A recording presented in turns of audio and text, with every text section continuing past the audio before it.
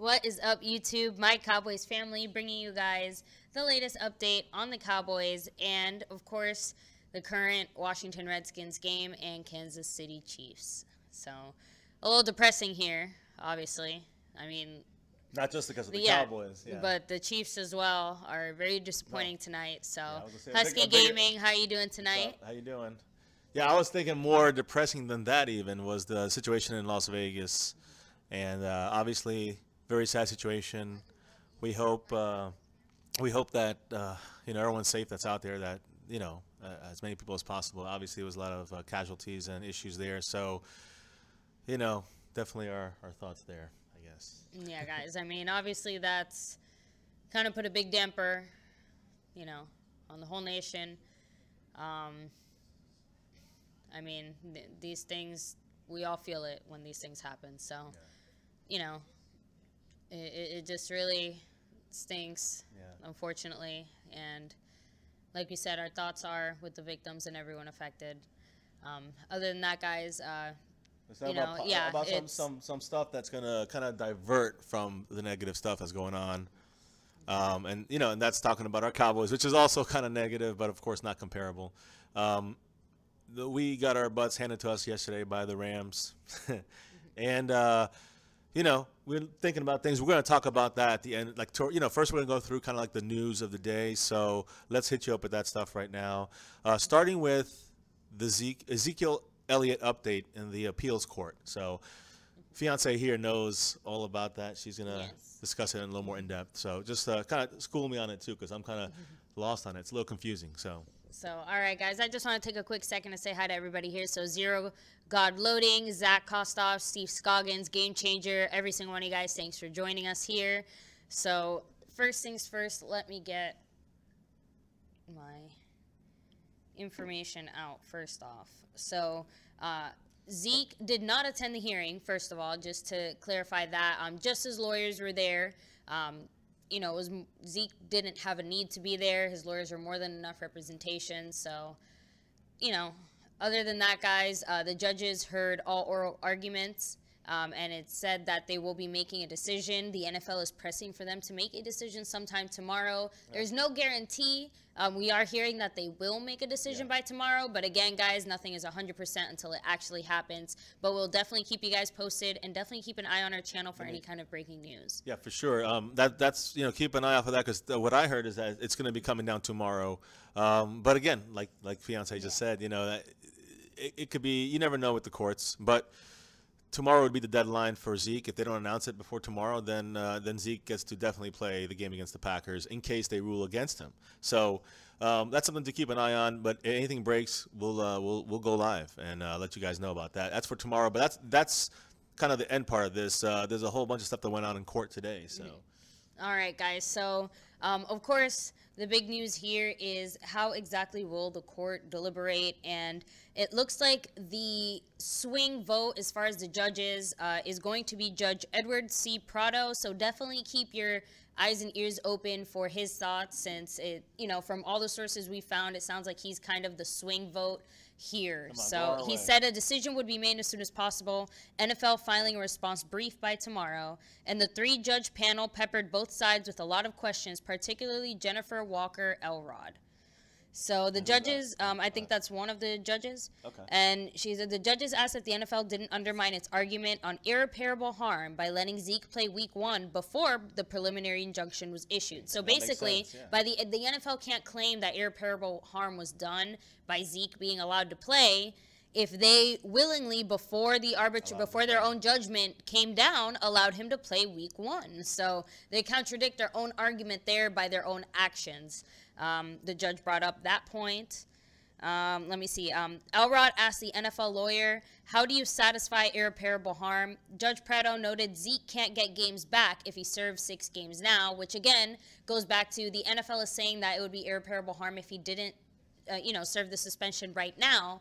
But, the NFL, Zeke's lawyers, said, well, if he serves those 6 games and then he's not actually supposed to serve them, he can't get that back. And that is irreparable harm. You can't go back and fix that. You can't go back in time and change that. So let me see. Judge James Graves, another judge, said it matters what information was given to the commissioner, doesn't it?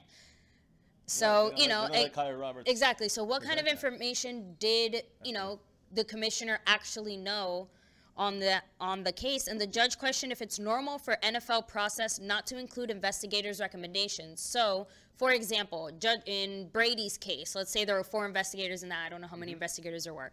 But, when the NFL compiled their final bit of notes and they were handed to Commissioner Goodell, was there in those documents somewhere stating what each and every single judge, personally thought the judgment should be, in the sense that, was there an individual note for each individual judge's thoughts or opinions?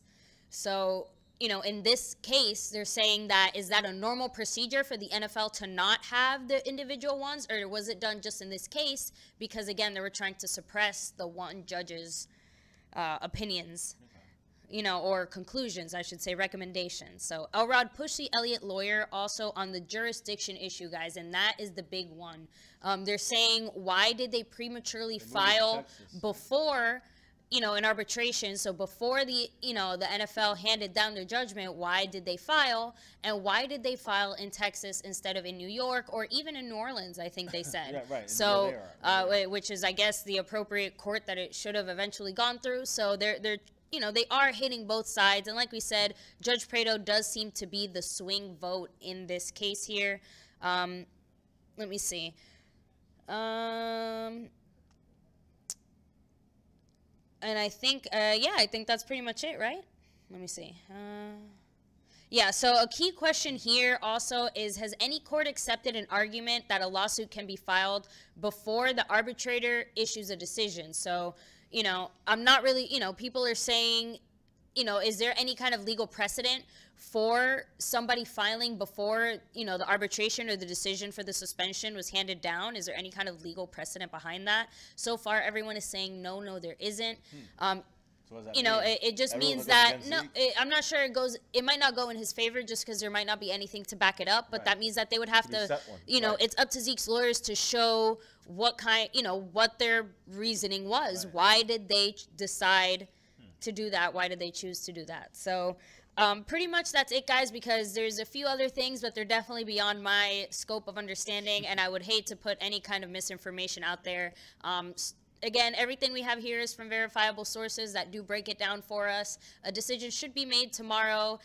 Nothing's 100%, but definitely keep your eyes open on our channel. We'll be updating you guys with any breaking news. So, yeah, for sure. Other than that, guys, with the whole Zeke thing, that's pretty much it as far as that. Obviously, the judges had questions for both sides, and even both sides brought up valid points, as far as the jurisdiction and the filing, and definitely the NFL for their kind of flippy-floppiness and their decisions on what they filed. What if they have to find a lot of overwhelming evidence to overturn a federal judge's decision, wouldn't you think?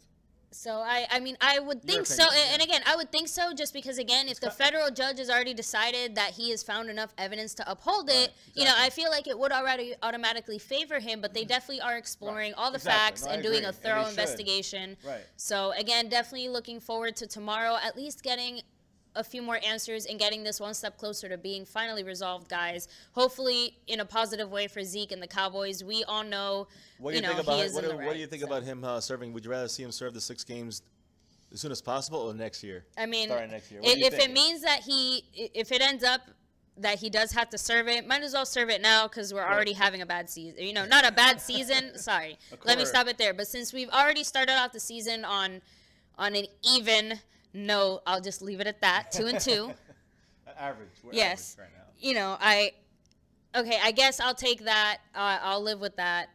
But take might as well now, just because at least next season we have the chance to do better than 2-2. I think the fact that the Cowboys haven't used Ezekiel Elliott, in the running game as much as I think they should, or they should have been, I think that's another reason why you have to kind of question, like, gosh, imagine if we didn't have Zeke these 4 games. I mean, we might be 0-4, but we also are 2-2. So I mean, we might be 2-2.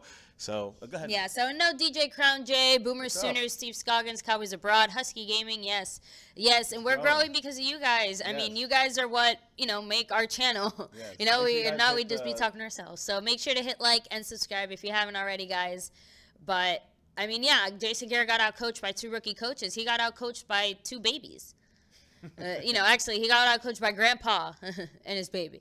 Yeah. So, but you know what, guys? Again, they did, again, smart coaching. And again, when we talk a little bit more in just a minute here about what led the Cowboys to this loss, coaching is a big part of that. We'll break it down for you in just a little bit. Yeah. First of all, injuries, of course, from before the game and afterwards. We're going to talk about that. We're going to go ahead and give you guys the update on all of that. Yeah. So, but other than that, guys, let's go ahead and finish breaking it down. So, baby. Yeah, I'm going to just run through this real quick, guys. Really quick, a couple of notes I think were important from yesterday, and a couple quotes. One from Dak here that he was asked after the loss. He just said that, how can he improve his accuracy? Some people call it Dak-accuracy. I just have to be better. No reason, no excuse. So that's his attitude. Hopefully, it's going to translate onto the field. And, again, I'm confident it's still going to come through. I don't really see – it's not just Dak.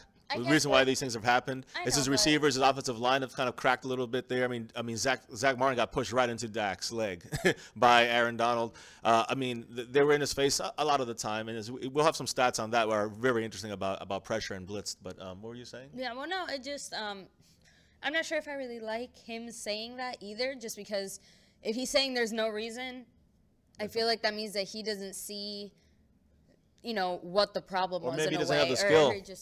That's what I'm trying to say. Like, that means that he's reached his maximum level of I've done everything. Well, that's the thing. I don't think so, because that's not what we saw last year. So we know that he has more than that, more potential than that. I think also he's being hard on himself to a point, which is good. But at the same time, I do think that Dak – Dak made some bad throws, but a lot of times he had people in his face, and sometimes it was not on blitzes. But another thing Dak said was, I think I missed some throws in the second half, which is what I had said yesterday over and over again through that live stream and in my little rant, if you guys did watch that crazy rant. By the way, good news, guys. Update real quick. Woo! Travis Kelce just scored a touchdown against the Redskins. He's doing a little dance in the end zone. Do a little dance. Throw a little ball. Just points now. Yeah. So Travis, it's 10. It's gonna be 10. It's 10-6 right now with the extra points still to come with a minute 54 before halftime. Yeah. So in Troy R 1-2-3, I agree. We should have won yesterday. We had everything. We had the momentum. Rams took it, but we gave it away. Yeah, we did. So. We're going to talk a lot about the Rams in a minute, guys. But I just wanted to say that I said yesterday that Dak missed a lot of throws, and again and it wasn't all on him, but some of it was. He's taking responsibility. He's saying, I think I missed some throws in the second half that I just didn't miss in the first half, or that I just can't miss simply. So just generally, he knows that he can't miss these some of these passes were high on for Dez. Dez had a lot of passes thrown to him yesterday. He did. Listen to this. According to PFF, which we don't really love too much, but it's a good stat here because this is just basic stats, not opinion. He was targeted 13 times versus the Rams, and he caught 6 out of the 7 catchable passes for 98 yards. So obviously, like we had said, this was going to be his best game. It did come through. Yeah. He didn't get the touchdown. Did he get touchdown? He didn't get a touchdown. No, not this game. But he almost did. And again, they did take some efforts to him into the end zone. I would probably put that one as a catchable pass as well. But one he did drop, the catchable pass that that they're counting. I think he had a couple more catchable than that. Well, again, I guess they're putting it more on Dak in the sense that he kind of overthrew it just enough, or miscommunication. Yeah. And again, the fact that they're putting that not necessarily on Dak, and we're really curious about that. We are going to look more at the game, and hopefully later tonight, by tomorrow, and really look at the film, because we want to know. Was it the receiver that kind of had the miscommunication here, or was it Dak that had the miscommunication? We just want to know where exactly was the breakdown, or was it both? It definitely could have been both, or some other factor contributing, but somebody definitely either did not run their route right, or underran their route, or Dak looked at the wrong spot. Yeah. I mean, it could be just a confusion thing. Miscommunication, which should not be happening. And again, that leads us back to the coaching in the end. But back to Dak, he did say that we're confident. We're not going to lose confidence. This offense, this team, we're not going to do that. That's for sure. So, at least he's showing confidence as a leader. He needs to do that, whether he's going to do it or not. We still have to see the product on the field. He showed us last year he can do that. And I still have a lot of confidence that he can do it, but still got to show it. So, I'm just happy that Dak is standing in there for this one, and I think sometimes you got to take one, and this is one he's got to take as far as on the field.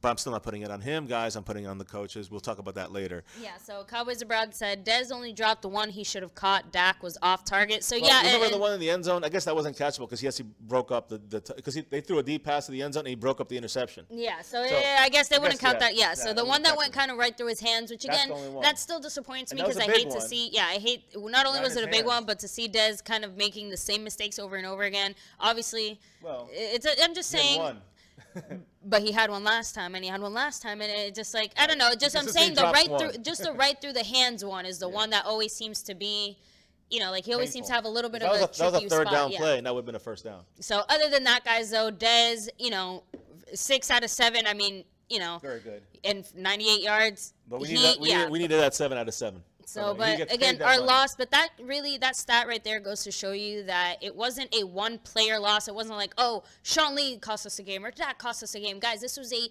team loss overall. But if you're going to put a majority of the responsibility on anyone, it's going to be the coaches, and we're going to explain that a little bit more in detail later. But a lot of YouTubers out there are also like, complaining about similar things. I mean, I was ranting about it last night playing Madden. And I'm just so upset with the coaching staff, and it's disgusting. I mean, I could hear me during the game, and all of us during the game. What are the coaches doing? Like, what are they doing? It's like, we'll get into that in a minute. Just a quick update on this game here. It is 10-7 Washington, 2nd and 14, and the Redskins have the ball on their own 34. No, now 45. They're on 45 now. That's 3rd and 2. So now it's 3rd and 3. So just to let you guys know. Let's see. So DJ Crown J, we have to stop being stubborn and adjust. Yes. And I said that all day yesterday. And during the game too, saying in the beginning, like, hey, we're seeing different things from the Cowboys this first half. We're excited. And they got out of the game plan, and I don't know why. I don't know if that was their game plan, is to get out of it. But the point is that since Jason Garrett took over, I was looking at it with. I remember when he took over. You guys, if the people that were following the Cowboys then, Wade Phillips, who, by the way, was the defensive coach for the Rams in this game. Oh. He came back home. He came back to Dallas and got a win. And again, he has a lot of credit. A lot of credit goes to him. The thing is that he was the coach and Garrett was the offensive coordinator, and he was going to go to another team, Jason Garrett. And so Jerry Jones paid him more money than Wade Phillips, so he was getting paid more money than the head coach. And then, like a year or two, I think a year later or so, then Wade Phillips, was out of his contract was not renewed. Jason Garrett took over and he became the head coach. So that's just like the story. But after that, I was like, all right, good. We got he was definitely a good offensive coordinator. And then his head coaching skills are the same as they are now. It's the same exact style. It's just the clap, clap, clap, and rah, rah, rah, and a little red face here and there, and then we're gonna look at the film and we're gonna check things out, and we got to play better, and we got to fight. That's our team model, fight. Exactly. So I mean, come on, guys, let's produce in the field. So, Cowboys Abroad said Dez and Zeke have good games that makes this loss hard to swallow, for sure. And Zeke could have had a better game. Exactly. But again, bad coaching in the second half led to them not having as good games. But Bobby Johnson says, I'm sorry, everyone's trying to blame this on Dak. Let's just face it. We're playing better teams than we did last year. The Cowboys for the last 5 years have been very predictable. So I'm going to disagree because we just said it's not all on Dak. Dak is partly responsible because every single person on the team is. And, of course, the quarterback is more so responsible because, more responsibility does fall onto the quarterback slightly. But it's still a team thing. Because I do think that I understand what he's saying about Dak. I'm not really blaming this on Dak. I don't think you're blaming it on Dak. I mean, we're just saying that Dak is taking the responsibility on this, and he did have some missed passes. Some of that falls on him. And every quarterback misses passes, but his were way off. They weren't even in the vicinity on a lot of those plays where he could have definitely, they were open. Beasley was open. Almost interceptions. Dez was open and went right over Dez's hands. I mean, it was just uncatchable for Dez. And I'm just saying, those are the ones that he's got to hit. Pressure, no pressure, the good ones, the great ones, they do that. So he's got to prove he's that. And again, I'm not saying because I saw him do that last year. Yeah. So I think he can still do that. I just think something's off right now. And, but I don't blame him for this. I blame the coaching staff. And I think besides the fact that we're playing tougher teams, especially tough defenses, I also think that the Cowboys, after that Switzer thing, a lot of, the word was that we lost confidence after that play. That cannot happen to a championship team. Yeah, you can get down, but you got to get back in there and fight back. Like, just have some energy to you. That's where we need. Wow. Yeah, sorry. We just saw that, guys. 25 seconds left, man. I Alex Smith just got slammed to the ground by the timeout. Wow. Okay, there. Oh, okay, no, he went out. Okay, good. Yeah. So no, they called timeout. You're right. Yeah. Okay, so, but sorry. here, no, just Cowboys Abroad said we failed to make adjustments after the half, took our foot off the gas the second half. And DJ Crown J, you should add a donate button to your chat. I'd be happy to donate. You guys deserve it. Thank you so much. We do have a Patreon if you want to go ahead and donate that way. You know, every dollar helps towards getting a second mic. So, you know, guys, and again, we appreciate it. We do this because we do love the Cowboys, even when they disappoint us like this. Still love the Cowboys till the end, you know. But, you know, we will eventually add Super Chat. That's kind of something for, you know, we're growing. We're on our way up. That's a goal of ours. But, you know, honestly, like we said, we're just really happy to be here and just doing this with you guys. I mean, even though the Cowboys are hurting our hearts, you know. Trust me, guys, you don't know how hard it is to come on here when we lost a game like this. Trust me, if it wasn't for the commitment, I guess, that we have to do this, and you know, and again, we'd definitely be wallowing a lot more in our own misery. Exactly, but in a way, this actually does help, you know, get it out there. We understand some comments. We don't agree with every single one of you guys, and you guys don't agree with us on everything, and that's cool. But I do like the discussions because I will say it opens up different thoughts, you know, and that's what it's all about. And again, in the end, we're not there, guys. We can't make decisions. It's up to Jason Garrett, Jerry Jones.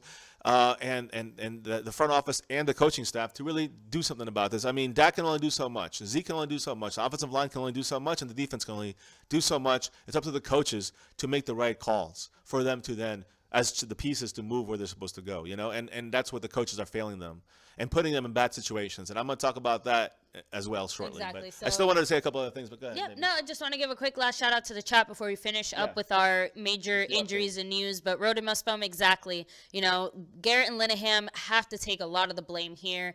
It's the same old show. Cowboys need to switch back to the 3-4. They can't draft people for the 4-3. And then Bleed Green. Hey, did you guys see the Eagles home game yesterday? It was fantastic. We did catch bits and pieces of it and saw a good chunk of the end of the game. You know, your Eagle. I gotta say, the Eagles and the Redskins right now are looking very good. Forget the Giants. I mean, the Giants have lost it. You know, I'm not saying they're out yet, but no, but they're yeah. I mean, they're looking bad. Any team that starts off 0-4, obviously, it's depressing no matter who you are. So, but I gotta say, Washington, you know, Philly. You know, we'll see you when we see you, and then we'll talk. But, you know, until then, I got to say, I got to give you props. You guys are playing well. So both teams have played great against the Chiefs. Yeah, you know? So Mr. Wright, same story. Defense let us down, gave up 35 points. You don't win games giving up 35. Let me ask a quick question, though. What about 25 points? What about that? Do you think, what about 25? I want to make sure, is that Mr. Wright? I want Mr. Wright to answer on that. Because that's what we really gave up on defense is 25 points. Just keep that in mind. The 10 points came in the first half with the stupid play by Switzer, and the bad return on special teams. We let it go to the 35. They were already in field goal range. Exactly. Cowboys Brown makes a great point. They held on 4 possessions that could have been touchdowns. They held the field goals. I'm sorry, our defense did an excellent job. I agree. Even in no defense, and especially a defense with ours that does have weaknesses, they can't hold up that long. Our offense put them in a bad spot. And I said this last night in my rant. Exactly. This is what I was doing last night in my rant. I know. Last night in my rant, I was saying this. I'm saying this is the reason why that, you know, I mean, I'm trying to get me back on track for a second. Yeah, sorry. Oh, all right. Well, no, real quick, give me with Kyle switching schools. Good luck with that. Again, I'm not too optimistic about the boys. We got to win or make adjustments. So, all right, guys, we're going to go ahead and jump back into the news real quick just to finish through. And then we'll hop back into the comments with you guys because we're all kind of feeling a lot of the same frustrations here. We all feel the same pain with our coaches and the calls that they're making, guys, but definitely don't count out our defense because, you know, we were missing Sean Lee. Sean Lee is a key part of our defense, but outside of that, guys, I mean, the entire first half, I think they played fantastically, but if our offense just kept letting them down, our offense really let them down. Other than special teams, which even that, you know, other than that, he missed it? Yeah. So, guys, it's going to be halftime, Washington 10, Kansas City 7. They just missed an easy field goal. It sucks. So. But no, I was gonna say that first off, Cowboys said, "How much does the second mic cost?"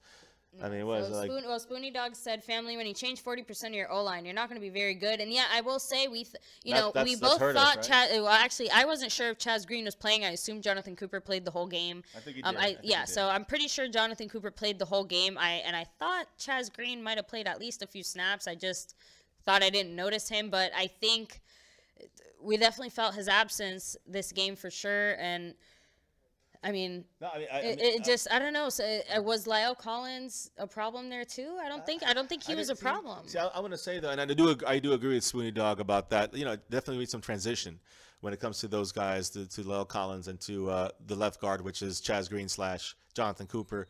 But Lyle Collins, I think, played pretty decent yesterday. I will say, it was more in the middle, believe it or not. Zach Martin, Travis Frederick, they seem to be a little bit pushed into Dak a little bit more than as usual. I don't know why that was. Maybe that was part of their deal. Maybe just Aaron Donald. You know, who knows? But either way, they seem to really take through the Cowboys there, and they blitzed a lot. And I think that, you know, they put pressure on Dak. Now I'm going to give you a stat, guys, here that it says here, like, Dak Prescott was 10 of 14 passing guys, 118 yards and 2 touchdowns, with a 136.3 rating, quarterback rating. When he was blitzed, that happens when he was blitzed. That's a very good stat right there, guys. 118 yards, 10 for 14, 118 yards, 2 touchdowns, and 136.3 rating. I think the highest is like 150 something. Exactly. So when he's not being blitzed, guys. When he's not being blitzed, he was 10 of 22, 134 yards, 1 touchdown, 1 interception, and his quarterback rating was 61.6%. So guys, again, it's like 2 different quarterbacks there. And I don't want to read too much into those numbers, but it is good to take a look at that. Just think about it for a second. That he's better. Basically, he was better when he was blitzed. Now, why is that? Well, because the offensive line, first off, held. You know, we have a great offensive line, so they seem to hold. Gave him enough time. You know, even when they blitzed, when they started to back up and go into coverage, they took away all our options, which is incredible for me to say when we have so many weapons. I don't know how they did it. But they used that extra guy, and they only put 4 guys on that line. Still applied the same pressure they did with 5 or 6, and you got to use those guys and really shut down people Jason Witten and like Beasley. I feel like it's almost the opposite. I feel like it's more like Dak gets nervous because he sees it happening, and it's almost like because again, he seems to overthrow a lot in the fear of interceptions and things like that, or sometimes just, you know, like make bad decisions when we know someone else is open. So I just feel like he almost gets a little nervous when he sees it happening, when he sees the coverage start to, you know, so instead of like he's not willing to take as many chances. And I get it. You don't want an interception. You don't want to throw it, you know, to bad coverage. But sometimes you either have to trust your guy or trust that your guy's going to get to that spot and make that, you know, create that. And I agree, but you know what? That comes to coaching. And that's the coaches have to adjust. They have to adjust. They have to adjust. So, and you know, really work the run game. But, guys. No, not even work the run game. They have to just adjust. So then run him out of the pocket. You need to adjust by okay, maybe but if you don't run, you still run him out of the pocket. Make him mobile outside of the pocket, and now you force the defense to move. Now he can run. Now he can pass and dump it down underneath. Exactly. There's a lot of more options. You got to create stuff. You just can't stay in the pocket and wait, and everyone's covered, and everybody knows what you're going to do, and become predictable. So, guys, I'm going to read into this here a little bit here. Mr. Wright says 25 points still gets you beat in most games. Yes, in most games, but not against the Cowboys. We scored 30. And that was, we should have scored a lot more. You know, think of it, let me put it this way. Think of the Pittsburgh game last year. You know, it was a gruesome game. It was basically back and forth, just like tons of penalties on both sides. It just a grueling game, and it came down to the last second. And it was a high-scoring game, and we won like a 34? Both in the 30s as a point. But it was a very small point differential. You know, so it really, I'm not saying, I don't think we played to that same level, let me put it to you that way, but we still put the same amount of points on the board. And, you know, it just felt like a similar game like that where it just kind of really came down to the end. But again, the fact that the momentum was on our side and we had all that going for us is just disappointing. So what's up, Stronger King Log? How you doing, man? Bobby, thanks for joining us. Yeah, thanks for joining us in here. Guys, hit the like button. The thumbs up thing, whatever. Yes. The like, whatever. It's thumbs up too, though. I don't know what they call it. It's like is like Facebook. But no, hit that, and make sure you guys, if you're new, hit subscribe. Trying to grow, you know, and just really give you the daily Cowboys content and the game day, you know, live streams, guys, the reactions and our comments and all that stuff. So with the family, usually with a child or two. So, but back to some of the comments here. You want to move Collins back to the guard, Bobby J. Johnson says, and I actually like that. I like that. Gaming with Kyle, what's up? Defensive stop. 4 defensive don't mean anything if we can't win. I agree with you, Gaming with Kyle, but still, we had 4 defensive stops there, and that's without you could without Sean Lee, without Awuzie, without Nolan Carroll, without any depth. pressure, like we were getting some pressure in there, but we weren't getting sacks. Right. Some pressure. Without that kind of same pass rush too. Right, exactly. And again, that is where the Cowboys defense didn't play well, but they played well enough for the Cowboys offense to win that game, and that's where we broke down. I believe in the end, it's a game with Kyle. But all right, I know Cowboys board agrees with me, and it's all good. Just mix it up because whatever it takes, I hope the Cowboys do it to win. I don't care if I'm wrong. Let it be that way. I just want the Cowboys win. Rodas, the mistake was not starting Cooper in the start of the season. That one I'm not sure about because Chaz Green was doing pretty good. But then you got this again, I'm going to tell you exactly what happened, guys, with Chaz Green, since we're on that topic. Let me just quickly get to that. Yeah. Garrett said that Chaz Green had hip bursitis. His hip bursitis flared up on Friday morning. Remember, he was on the injury report Friday afternoon. That was the last injury report they put out on Friday, is the last day. So he was on that with a hip. We didn't know what the hell was going on. That's what it was, and I guess it did affect him for the game. He was active, but he did not play. Yeah, I don't think so. I don't think he played a single snap. But if we do see, if we do go back and see that, we'll go ahead and correct that. If anything, if at most he played one drive, if that, and so maybe he gave it a shot. But Jonathan Cooper, I knew he was going to be active no matter what, because they were going to have him as backup to someone like Chaz Green, who's always injured. Yeah. So and then Cowboys Abroad. I know you asked how much we paid for the mic. I mean, we're pretty cheap, but it was about $30. So and. It's we try to keep things reasonable, but guys, we're working family on a budget here. Yeah, we got a new camera too. Yes, so that's right. That was a bigger investment that we decided to invest more in that because our other camera wasn't as high quality. I mean, the whole thing together was like about $100, just to start it up. I mean, just extra stuff. And again, we definitely need another mic. So saying, and again, we might need when the kiddies are around. Another mic after that is another possibility as well, depending how things go. But anything you guys can help with is awesome. And if not, it's just watch the ads. Some good stuff out there. Believe me, I know most of it. Some of you guys don't like it. Whatever. If you let it play out, I think it's like a donation in a way. But there's some actually stuff a movie I think I'm gonna watch based on one of those ads with Jackie Chan. Which I don't think I would have watched if I hadn't seen it anywhere else. DJ Crown Day just donated to your Patreon. You deserve it. I thank you. Thank you so much, DJ Crown Day. Again, we know we work hard for our money. We know you guys work hard for your money. So thank you. We take times out of our days in our lives to do this because we love the Cowboys and we appreciate you guys. Helping us, and when we just make this better for you guys. And when we have that super chat, and one day hopefully we will, we'll do something where, something definitely very special for the people that do donate and do it during the live streams and stuff as well. So thank you, man, for being, one of the firsts to be one of the donators. Thank you. What's up, Mr. ESPN? And you're dying for life. Yeah, I mean, I feel bad for you. I know that pain. 2015 was a hard year for us, man. Wait, what is he saying about being sarcastic?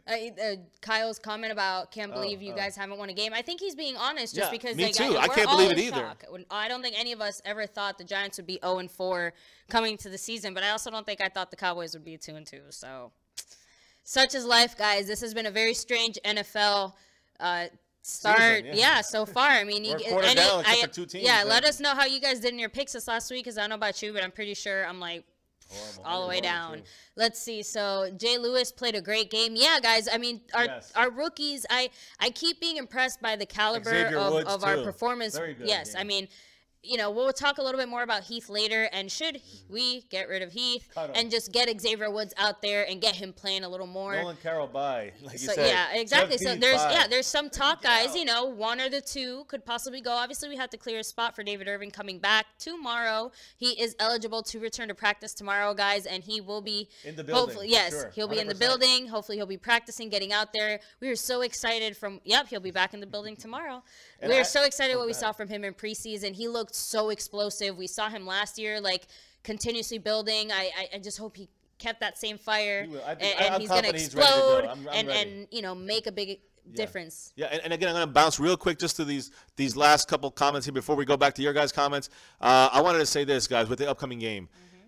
This is the 6th time the Cowboys faced the Green Bay Packers in the last 5 years. So think about that. We played them in the playoffs twice. Played them in the last year. We played them. We're gonna play them this. This is it's another. That's a fourth. Isn't that more to our benefit though? The fact that we've played them so often, that means we know them better. We can respond to them better. You'd assume so, and by our coaching staff. Honestly, I think every year we have gotten better when we played them. We have gotten better. I agree because that last Green Bay game was close, and no one can say that we, as much as it took an effort to come back, we still came back. It was still a close game. We gave it our all. We controlled 3/4 of that game more or less, you know. So, but they control that first quarter, and they scored 21 points, and it was just a little too much, and you know, a very bad, no pressure, you know, play that led to that, you know, Cook getting that catch to lead up to that field goal. And Mr. ESPN, thanks for joining us out here tonight. Yes, we love our kids too. Most of the time. Just kidding. All the time. All the time, guys. So, yeah, and, you know, let me see. Family, Garrett offensive system's outdated. He got it from his dad and the foundation of the play calling. Problem is Scott's not creative enough to maximize on it. So Spoonie Dog, like we said, that's one of the things we're really excited about seeing in the first half of this game. You know, we are kind of giving our usual predictions. Oh, we see this formation. This is what we think the play is. And then we're like, oh, wait, very surprised. And that's, you know, I was excited to see them changing it up. But then we reversed. You know, we went back to the same predictable Cowboys, and I don't know. Anyway, we talked about that already, guys. Let me see. Game me with Kyle. Only games Denver's won are home games. Can't win in Buffalo. Can't beat the Raiders in Denver. Let me see. Need change in that locker room there to relax. Looks like they don't take their job seriously. Oh, wow. I have an extra mic. DM me. I'll send it to you, Bobby J. Definitely send us a message at the end of the stream. We'll definitely hit you back up. How about them Cowboys? Tony Romo for head coach. Oh, no. You know what? I think Tony Romo obviously has a very bright future in his broadcasting career if he wants. He's having a great time, and he's doing good. But I think Romo would have actually a better career. I think he'll get the itch to get back out there. I do think that one day he'll be and I don't know about the Cowboys. I would like it for the Cowboys. Let's replace Jason Garrett with Tony Romo. Let's. I'll start a campaign. And we have a coach quarterback. How about that? Ooh, everyone! I just stopped the presses there. So, coach quarterback Tony Romo is on the field. No. But guys, let me just see here. Let me see here. Let me see. They don't take their job. Let me see here. Extra mic, thank you. Yeah, I'm just looking through these, I guess. Tony Romo, head coach, thought of the idea. Mr. Let me see. Sorry. Did you catch up with everything? I'm sorry. I didn't. For the most part, yeah. I was trying to catch up. Let me see. So, Mr. ESPN, I was actually saying that yesterday. One of my fears is a lot of you guys predicted the Cowboys might go 8-8 or 9-7, and now that it looks more with the up and down schedule too, guys. With the schedule and the up and down playing, it definitely looks more realistic. And I just kind of jokingly said to him, at least we'll get better draft picks. But it was that's just me saying that in my kind of frustration and anger. But Mr. ESPN, when you say that, clean out house, I'm tired of the mediocre, I understand your frustration. But as much as we feel that way sometimes, we have to let the frustration pass and come back to the reality of, okay, no team ever wants that. We want to succeed in the here and now. Yeah, so let me I'm gonna. Xavier laid the wood. No, I mean, I'm really happy with the way Xavier Woods played and the way Jordan Lewis played. That's the bright spots. We're going to talk about that right now. I just want to finish this last thing, which is, again, about our injuries, guys. And that's Sean Lee and Anthony Hitchens, guys, and also Chidobe Awuzie. All three of them are basically day-to-day. They're all three of them heading into this week. They're all expected. They're all expected to play. And that's what I kind of been hearing is that it's going to be kind of I don't want to say game time decision, but we got to really see how the week progresses. I'm going to say this, and I'm going to make this bold prediction, I guess, at this moment, that if there's no setbacks, I see them both playing this week. I see them, all three of them playing. I mean, let me just hold it a little bit with Hitchens. I still think they should hold him back. I would say Hitchens not as likely. I think that if Sean Lee was possible to, if there was even a slight chance he could play this Sunday, I definitely, barring any kind of setbacks, I definitely see him playing against Green Bay, especially considering the fact that we lost to the Rams. When it comes to Sean Lee? He's gonna, Yeah. So Sean Lee for sure, and then Awuzie as well. I think that, if he was, possibly, questionable, and then they decided not to play him on Sunday, then I do think we'll see him out in Green Bay just because, again, they're going to make the extra effort against a team. See, the thing about with Sean Lee is that he admitted himself it was the short turnaround week that was giving him the issue. That's why I'm more confident in him playing than Awuzie if I was to rank him. I agree. But again, with Hitchens, I mean, he seems to be out there doing a lot. So I'm surprised. I'll be surprised if I see him out there because of what you just said. Because you said that it should be conservative with him. But at the same time, you don't want to rush him back out there. But when you look at the performance of Jalen Smith, guys, and I don't want to be negative on him, but I think he did show some of his great ability and his speed in some of the plays, but he still needs help. Yeah, he got blocked a lot, out of plays completely, guys. It was some plays where he was in coverage. The one that was a touchdown, that was him. He was in the middle coverage, and he can't be covering a Cooper Kupp or whatever that guy's name was. It just is a mismatch, and no matter how fast he is, he's still a linebacker, guys, and he's not a defensive back. So I think that we lost a lot, and I think other YouTubers and a lot of analysts have said this, that Sean Lee covered up a lot of our weaknesses in our linebacking core, a lot of the youth that is with Jalen Smith, a lot of the inconsistency that you have at Damian Wilson, which he missed some plays as well. He got blocked out of a couple plays as well. Yeah. Out of position. Out of position. So was Durant. Is that Josh Norman? Yes, hurt? yes. Durant was out of position. I'm sorry. I know the Redskin guy got hurt, and I feel bad for Josh. I know Josh Norman. I'm sorry he's hurt. But I'm hyper focused on the Cowboys right now. I know I should be watching that. I just happened to catch it when I saw it. I know Josh Norman is. Yeah, Josh Norman's on the sideline. We know he's one of the best players but, out there. You know, you said Jalen Smith, young guy, another young guy that I think we're all disappointed in. Cowboys abroad mentioned it. Came in with Guile. I'm not disappointed with not Jalen Smith. But I think this young guy we're talking about now is a disappointment. And Taco. Taco for sure. Jalen Smith, I think Taco had his developing. Chances. He's still not 100%, like we all said. He still definitely needs help. I think Sean Lee being there, Jalen Smith still needs. I don't want to go. I don't want to be these fans that go backpedal every time that he had his first bad game. Listen, guys, Jalen Smith's been playing great all season. He played pretty. He played well for his situation, which is basically a rookie. First quarter of the season. I mean, everyone was like, he's going to be a Pro Bowler after the week one. And again, he might be. But again, what I'm trying to say is that Sean Lee being out there is the reason why he looked better. And I'm not trying to downplay him or anything. He's still going to be great, I think, in the NFL. I think anyone's going to look better next to Sean Lee, but someone like Jalen Smith absolutely, benefits from having a guy like Sean Lee next to him. That's not in dispute. Yeah. I agree with you, and that's what I'm saying. But I think the thing is, I don't want fans or you or anybody to think that Jalen Smith because of Sean Lee. Or that Jalen Smith is not really that good. He's not that good. No, he is very good. And I don't know if he's a Pro Bowler. He looks like it sometimes, and sometimes he doesn't. But when Sean Lee's out there, he looks a lot better. And we can't deny that he covers up a lot of the problems that we have with Durant, with Wilson, and Jalen Smith right now. He's still kind of a rookie, guys. So we got to look at it that way. So, and again, speaking of rookies, Taco, guys, let's move on to this Taco, which I think it was Mr. Wright who said last night, this Taco is not seasoned. He's got a point, guys. I was very disappointed in his performance. I don't like what's going on with him. I think we should at least have him inactive and put Tapper back in there. At least Tapper got a little bit more movement. He got one sack, right? Yep. He just seemed to be against the Giants, but he still seemed to get. He has more of an upside now. Yeah, so for now, I'd rather see him out there, see what he can do. I know in a minute. But no, it just when it comes to Taco, I'm disappointed in him. I would say bench him, but the biggest thing, and I said it yesterday, I'm sorry, I'm going to say it. I was so pissed off, guys, when I saw him just stop in the middle of a play. He just stopped. He stopped. Like we said, our children know not to stop in the middle of a play in flag football. And you're telling me Taco Charlton doesn't know? He just doesn't just stand in the middle of the field in an NFL game? Right. Rant over. There you go. She was angry yesterday.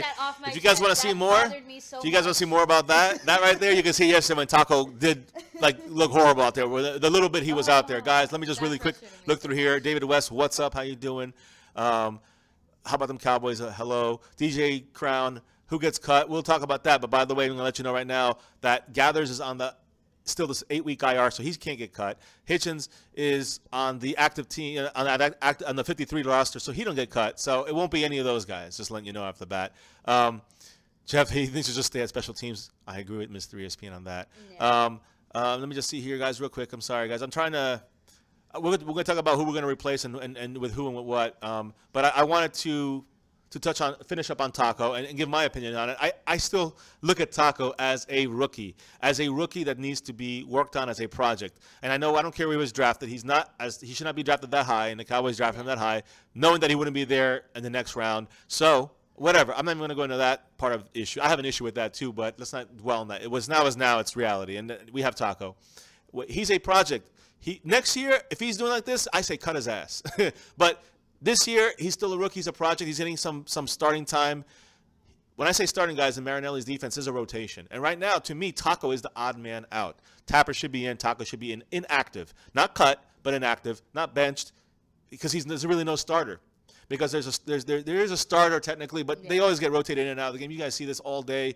I mean, Stephen Pius starts, but by the third quarter, he's not there anymore. So it's a lot of mixing and matching. See Brent Price in there. He's also another guy who might be on the outs as well when it comes to cuts and, Irving coming back. So, Wow. Travis Kelce. No. Flag. I think it's interference on 50. Is it? Oh, no. 50 is injured too, guys, for the Redskins. Who is I don't know. He's a linebacker, but. Is he like knocked out? No. Or is he in his pain? Arm or his shoulder or something. Sorry, guys, we got diverted because we are doing a Monday night stream here. This is Monday Night Football. Washington Redskins at the Kansas City Chiefs. Obviously, the Eagle fans out there. Yeah. I see. What's his name? NYG for life. I know we're all rooting for the Chiefs to win, so go Chiefs in this game tonight. Just tonight. So what happened here? Let's see what happened to him. Is his leg? Is his arm? It's like his ribs, guys. Like either the wind knocked out of him or he broke a rib or something. Maybe who knows? His arm. I don't know. His arm. I Shoulder. think he kind of fell on his arm a little hard there, but I'm not sure if that was enough to like actually cause that type of. I mean, obviously something big happened because he's not even moving. He's just laying on the ground like. He's like, whoa. What was that? Another flag? No, they were just passing the flag over. Guys, again, you're all watching here, enjoying this stream with us. Hit the like button, guys. It helps promote the stream. If you're new, we love any new subscribers. That's awesome, guys. We're growing fast. We love it. And, we're just trying to put our passion out there of the Cowboys for you guys. And this is a good hour of therapy, I guess you can say, because I'm telling you, we go crazy we're talking to ourselves under our breaths about these same exact things, like, oh, the damn Cowboys, this and that, the work day, the regular day, whatever it is, we're just talking about it, in the back, behind life, although the horrible things out there with Vegas and all that stuff. Behind that, we're like, Cowboys at least is a little bit of an escape. You know what I mean?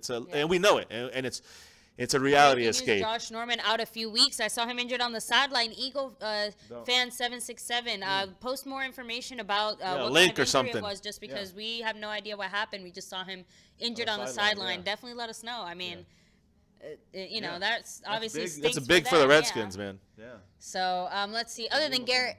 Excuse me, the Cowboys have position coaches. Which position coach not getting it done? I'm gonna say offensive coordinator. I would say so, just because I think defensively we're doing a lot of good things with what we have. But again, that type of defense isn't built to play as much as we forced them to play, at least in this last game. You know what I mean? It relies on a balance of our offense, and I think that is the key where we are failing. And again, I do agree, but I think the defense is you got to work with what you got. The special teams could definitely work on an upgrade with the way they coach. That definitely hurt. But with the way they coach too, I mean, that was really our first break. We were talking about how great our special teams was, and then we had a debacle, guys. We sorry for jinx that. By the way, Cowboys 42, what's up? How you doing? I see Mr. ESPN said that. Shango went off yesterday. I did see the video. It was very interesting to see. It went viral. I don't want to be ever going viral for something like that. Wow. Broken ribs. He was gasping on the sideline. So we wonder if under 50 was also the similar situation. Let me see. Mr. Wright said we have to get rid of Orlando Scandrick. He's a liability now. Again, I always said that Scandrick is Skinner was a little bit on a higher level than, let's say, Jeff Heath. He's like a middle, like a better version of Jeff Heath. But again, the biggest problem with a lot of our players is just the fact that they're inconsistent. I think they'll show small flashes of greatness, or they'll make those one or two moves when it counts, but then they'll blow it. And again, the fact that we couldn't stop a lot of third downs really killed us, where we'd stop them and stop them and stop them, and then third down. And a big one, like a 3rd and 11 or something, and then they'd get a first. So, those big blown plays like that. While on the other side, guys, and this is what I wanted to delve into. Go ahead. What's the score? So, right now, guys, it is 10. Wait, not now. Oh, nope, almost. Not yet. 1 yard line for the Chiefs. On our screen right now, we were streaming this through here. 10 minutes. It's Washington 10, Kansas City 7 in the third quarter with 10 minutes. And the Chiefs are on the 1 yard line. Hopefully they can punch it in and take the lead here. Exactly, Cowboys 42. I've been saying that. You could go back on this. I know a lot of people want to say Dak is innocent in this. He's not. But he's not the reason why we lost. And everybody's part of the reason. Junior, what's up? How you doing? Here's the thing that I believe, guys. And now listen. Here's what we're gonna say. I'm gonna rant now a little bit for a second. Well, actually, let me wait for my rant, because now the Chiefs are about to score. Third and goal, Chiefs about to score. So we are doing this on Monday night stream, so just hang with us here. Alex Smith rolls out. Man. 4th down and goal on the 1. What do you do? You go for it. But Mr. ESPN, we were a flag. We were minorly affected by the storm. Thankfully, we just lost. At least I lost power for a few days, but we got that back. I think my job suffered the worst of it, honestly, because we were without service for quite a while, and it was very frustrating trying to work around that. Yeah, it was almost 2 weeks. So, and that and school and everything else. But thankfully, we're all back on track here in Florida, slowly but surely. You know, but definitely keeping our thoughts with the people in Puerto Rico affected by Hurricane Maria, and of course in Houston as well, and of course Vegas and Las Vegas. There's so many things going on. It's been. We need football, but we need the Cowboys to win. Yeah. So guys, I mean, football is what keeps us going. And David West, no, we don't want the Skins to win. It's 3rd and goal again. Hold on, let me see this here. This is a false start. Touchdown. Alex Smith. Yes. So it's going to be 14-10 Chiefs in the 3rd quarter, under 10 minutes. Let me go back to a couple of these questions, and I don't want to talk about, and then I want to rant. Yeah, Mr. I said what I said, though. As long as the Giants keep losing, I don't feel so bad. At least we have somebody cushioning that bottom cellar for us. For now, though, guys. You never For now, correct. Now, listen, here's what I'm going to say. I don't know about Skendrick being at safety. Maybe it works better. I think they would have worked that in a while back if it was going to be a go. But listen, I'm going to say this. Yes, we can at least win games, New York for life. South of Heaven makes a great point. By the way, guys, check out his site. He sells jerseys. He gets great stuff there, great deals. Check out his site and his page, South of Heaven 88. All secondaries get exposed when there's no pass rush. Exactly. I mean, if you're not putting any pressure and forcing the quarterback to throw the ball really fast, I mean, give people enough time. Someone will get open. Cowboys did a good job of that in the first half, I will say, and even applying pressure, even without a sack. I think DeMarcus Lawrence was credited for his sack. So that gives them 7.5, I think, for the year. Fantastic, but we needed to win. It's a lot of things that contribute to our loss. Some of it is on our defense, but not that much. Some of it is on Dak, but I don't think it's that much. Most of it it falls on the coaching staff, in my opinion, and I'm going to explain to you why in a minute. Let me just finish looking through here real quick, guys. Move to Florida, being our neighbors. Yeah, that'd be cool, Mr. ESPN. Central Florida area. Mr. Eagle, you guys fear most in the division. Obviously, right now it's the Eagles. But the Redskins are a close second, so don't right now the Giants are the least team we fear. We thought they were going to be the tough ones, the toughest ones. So, but we did say this from the beginning. It was going to be close. All 4 teams. We never would have believed that because we're still in this, guys. Don't think we're out. Some Cowboys fans might be down, but we're not out, guys. I get knocked down, but I get up again. Exactly. Or we might be not be able to stream this because of that. Oh, really? I'm joking. But yes, go Chiefs today. And again, Junior says he blames it on the coaches. We're going to explain why here in a second. Spoonie Dog. I'm sorry. Collins back to left guard. I like that idea. Just who we're going to put in the right tackle is my question. Is it Bell? Is it? Who are we going to put Looney out there? I don't think so. I mean, I know that's why we have those guys as for versatility, but I don't think that'd be a good idea. So guys, yeah, and again, Mr. Wright, I agree. Crawford needs to show more. He's our Jeff Heath on the line. He's our Kellen Moore of our quarterbacks. You know what I'm saying? That's what we need. All right, David. Good luck to you on that sense. But we hope here on this channel, most of us are hoping for the Redskins to lose. Yeah, so let me explain, guys.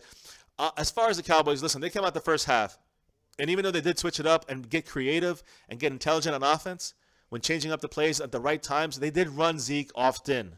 Okay, and they established a running game, even though it didn't work in the beginning. And if you look at the plays, guys, watch most of the plays. It wasn't like Denver. It wasn't even like Arizona in the beginning. Every time Zeke had the ball, he got yardage. He gained yardage, and not just like 1 or 2, like almost 3 to 5 on a regular basis. On a consistent basis. On a regular basis, he was going 3 to 5 every time.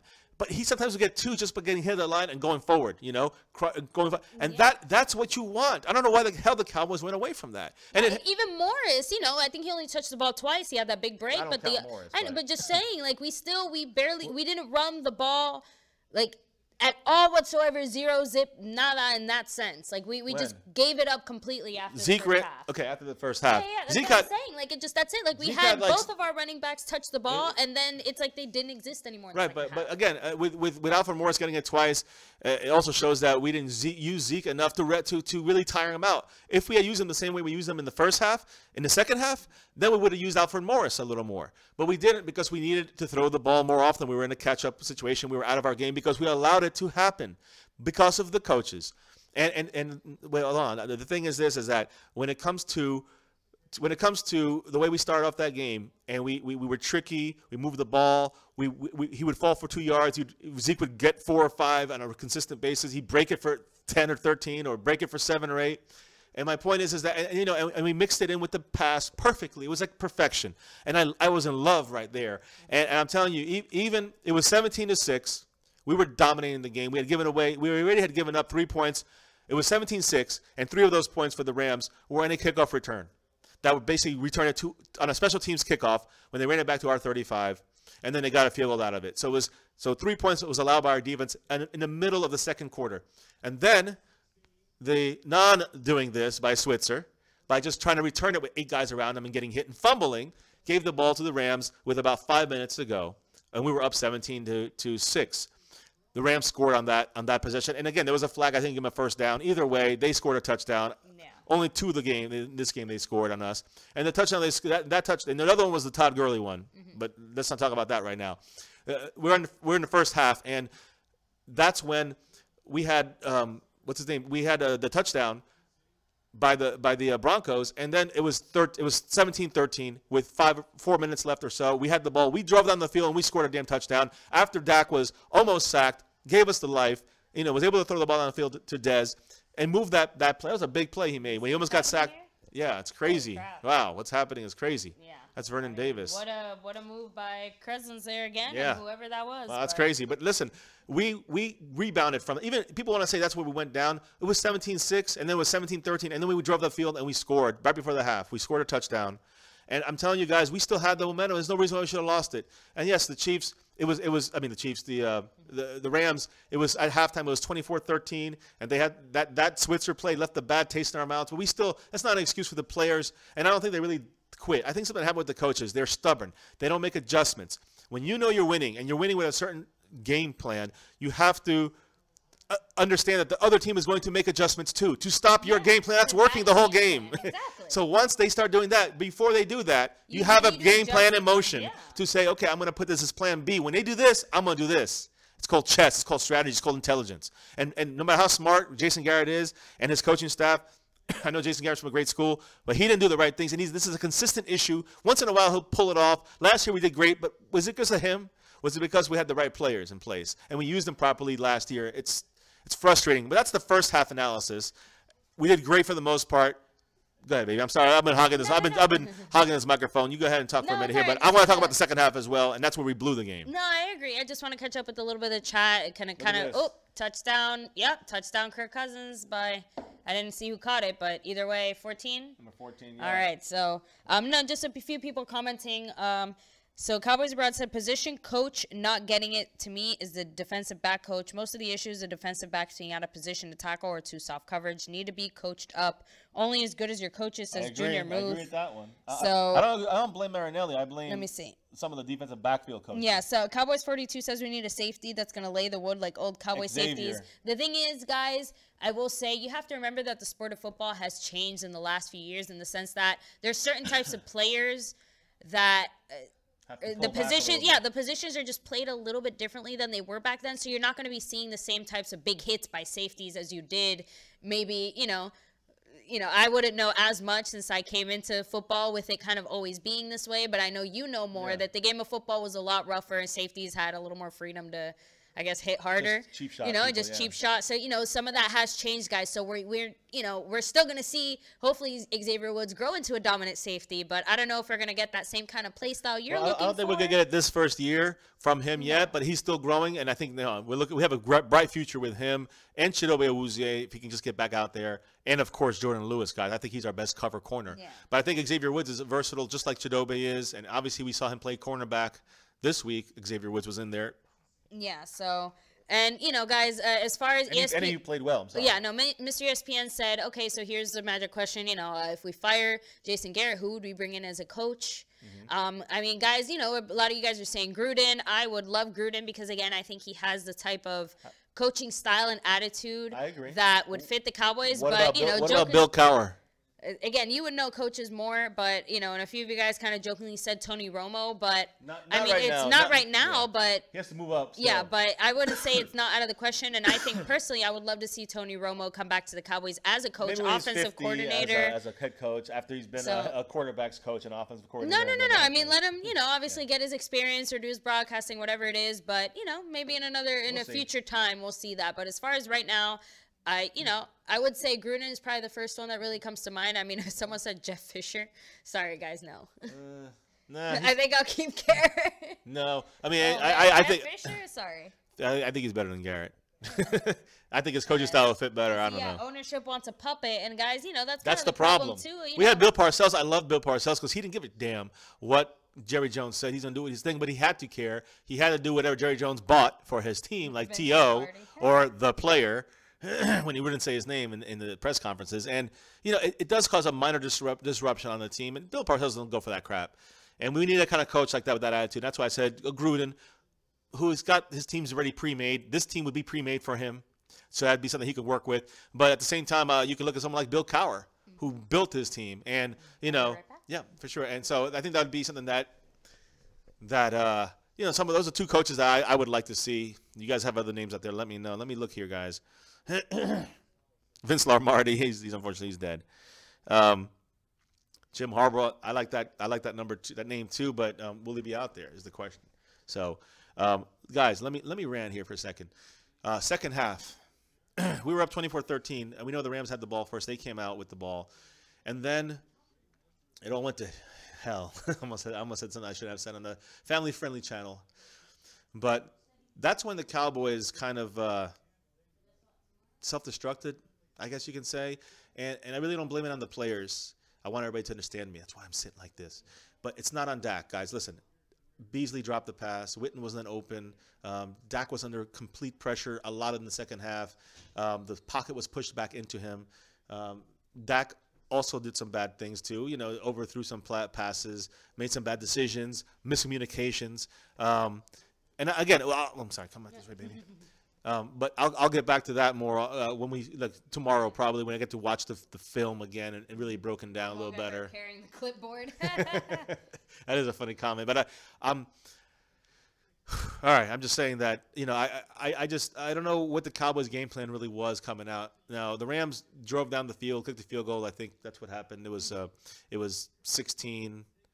It was 24-16. It was another touchdown away from a touchdown, 2-point conversion away from tying us. We're thinking, all right, we get the ball back. We're going to drive out right down on them. And then we started playing around, changing things up. I'm going to watch it again, guys. At the next 3 drives, we went 3 and out pretty much, if I recall, starting the second half.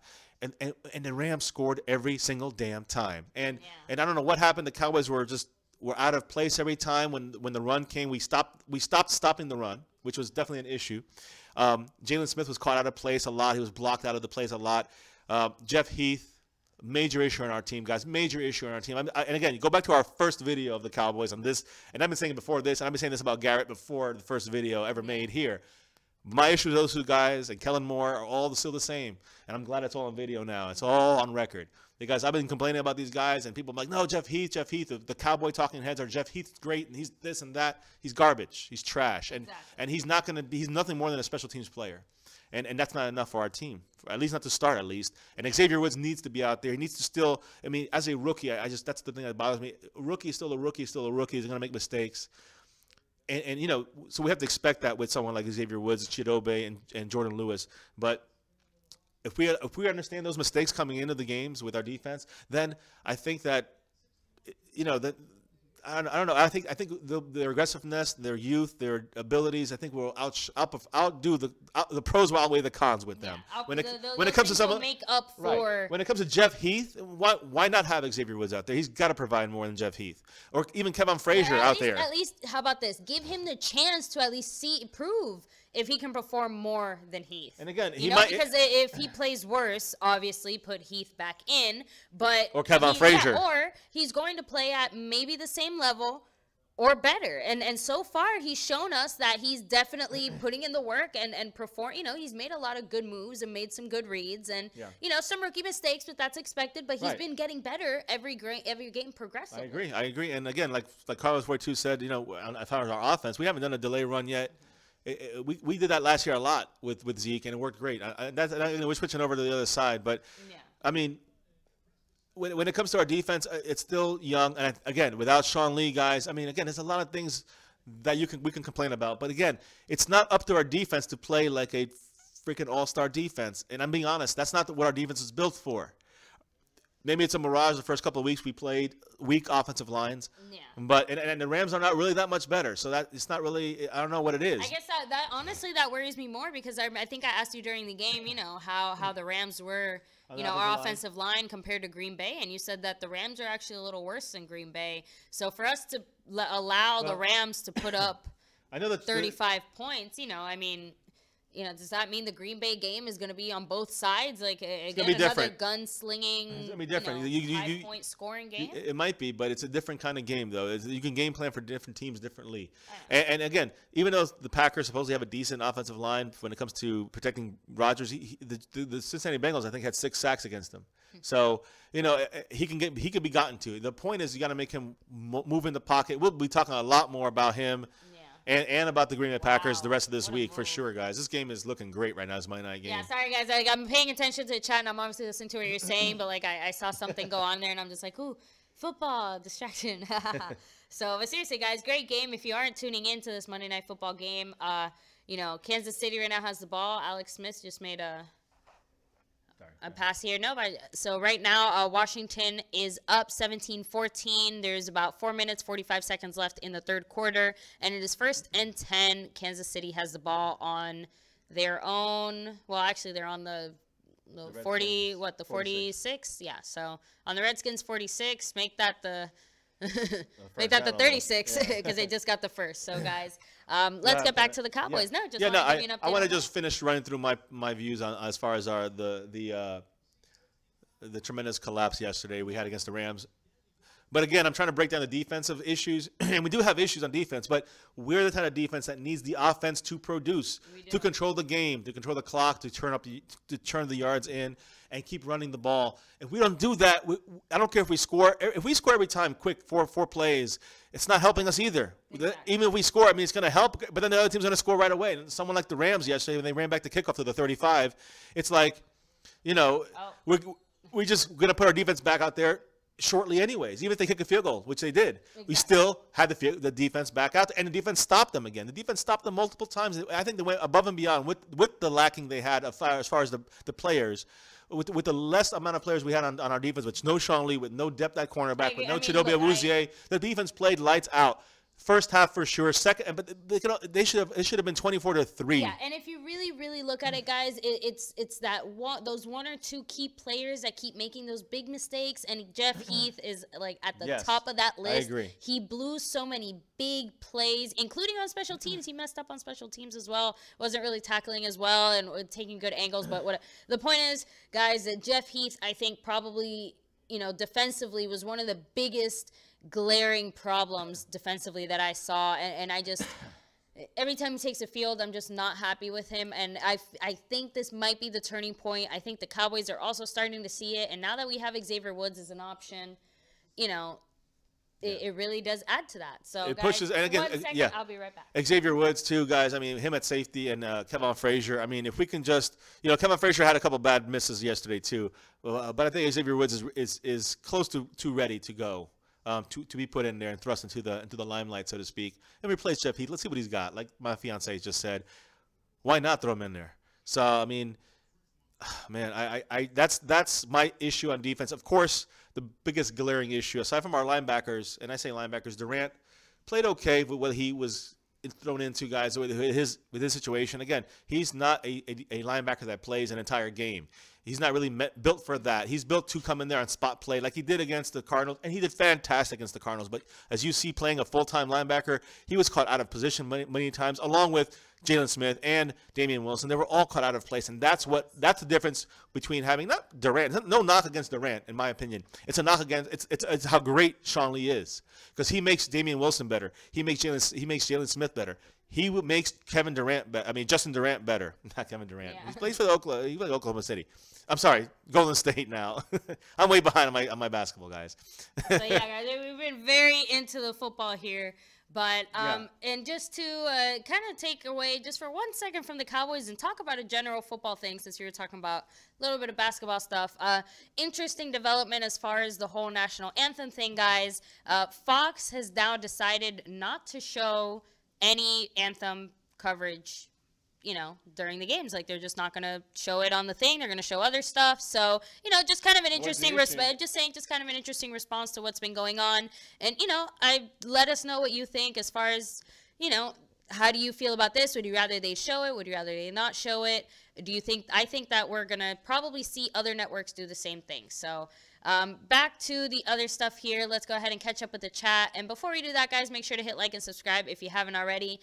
You guys really do help grow this channel. And, of course, if you know any other Cowboy fans, any other NFL fans, any NFC East fans who want to come and talk. And also with this, yes, Packers fans, guys. We want to hear from Packers fans this week. We really want to break it down and really pick their brains on their cheese heads.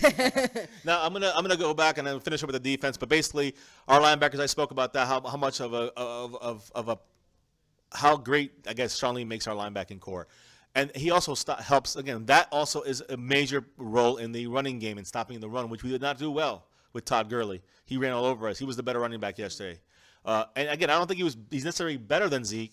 He was better yesterday because he was allowed to run more. He was allowed to give him more of a chance. It was the game was opened up for him, and the Cowboys were completely blocked out and taken out of the plays on defense, on linebackers, and with our defensive front, which play well, stopping the run. Yeah. And again, have pressured quarterbacks. We had 11 sacks, guys. I think now we only have 12 total. We got 1 sack this game, credited. And it wasn't even he had a lot of pressures in the beginning, especially in the first half, but they didn't do enough to put pressure on Jared Goff and to make him throw enough errant passes that we have a chance to cause interceptions, to knock down, to force him into 3-and-out. But at the same time, guys, they used Todd Gurley a lot in the running game, but in the passing game, as you saw in that touchdown, guys, that just killed us. And that was Jeff Heath at the end missing it. It was Damian Wilson missing the coverage underneath with Jalen Smith, and Jeff Heath just completely slid and missed the tackle completely. So as far as defense is concerned, I mean, there's definitely things we can work on, but that's not why we lost the game. We lost the game because on offense and the play calling. No, I agree, but DJ Cronje makes a really good point. If all our coaches do is clap and say that's okay, the players have no desire to get better. Switzer said it ain't his first drop and it won't be his last. I was speechless.